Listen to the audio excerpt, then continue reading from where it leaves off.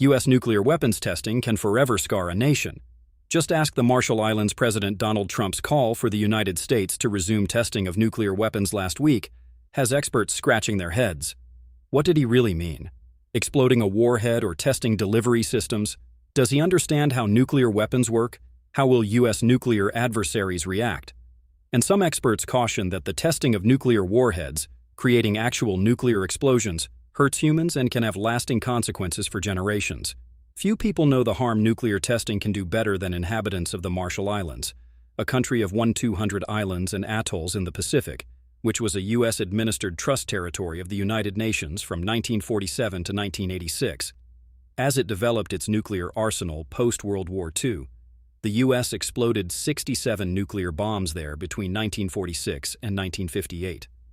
Mushroom-shaped cloud and water column from the underwater Baker nuclear explosion of July 25, 1946. Pictures from History at Universal Images. Group Getty Images. Those detonations had the explosive equivalent of one Hiroshima-sized atomic bomb every day for 20 years, according to a 2025 report from the Institute for Energy and Environmental Research, IER.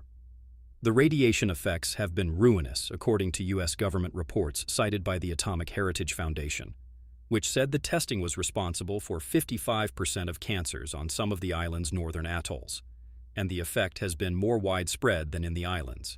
Scattered by winds in the atmosphere, the nuclear fallout from those tests has resulted in about 100,000 excess cancer deaths worldwide, according to the IER study.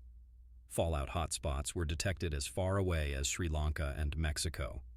Related diseases come from isotopes in the nuclear fallout that can penetrate the human body and cause mutations in DNA, according to a 2024 paper from the American Society of Clinical Oncology Journal. A nuclear test during Operation Castle in the Marshall Islands in 1954, Department of Energy. The isotopes can remain in the environment years after testing, afflicting those exposed with cancers, including lung, leukemia, lymphoma, thyroid, and breast, the paper says. And the U.S. past nuclear tests weren't confined to the Pacific Islands. The Nevada test site in the Mojave Desert saw 100 atmospheric tests from 1951 to 1962 and 828 underground tests, the last of those being in 1992.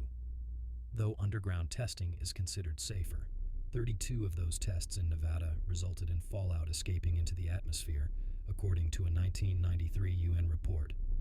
We know that nuclear testing has devastating consequences on communities and ecosystems throughout the United States, many of whom are still seeking reparations for harms caused by U.S. nuclear testing during the Cold War, said Matt Korda, Associate Director at the Nuclear Information Project at the Federation of American Scientists.